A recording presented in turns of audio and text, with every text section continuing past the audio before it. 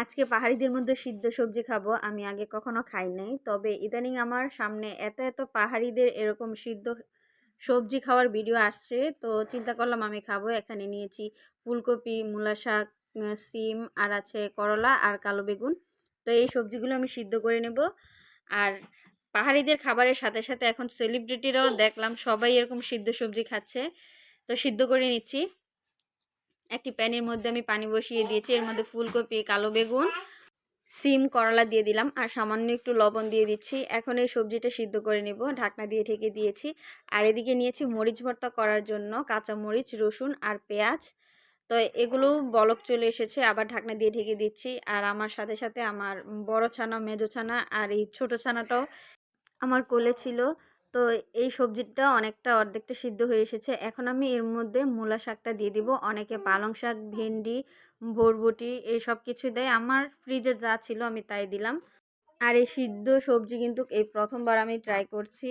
আর আমি জানি না এই সবজিটা আমি খেতে পারবো কিনা, তারপরও দেখি খাওয়া যায় কিনা। তো সবজিগুলো সিদ্ধ হয়ে এসেছে, এখন এই সবজিগুলো আমি নামিয়ে নিচ্ছি। আর এই সবজিগুলো সিদ্ধ হতে হতে আমি এক ফাঁকে মরিচ ভর্তা বানিয়ে নিয়েছি। অনেকে শুটকির ভর্তার সাথেও খায়।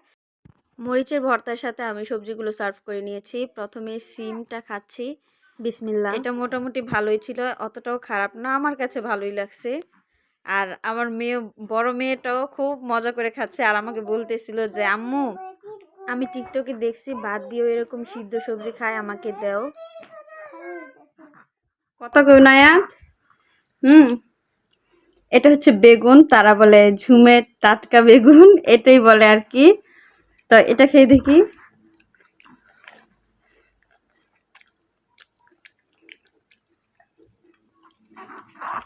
মোটামুটি খারাপ না। সারা, তোমার কাছে কেমন লাগতেছে? অনেক মজা। হুম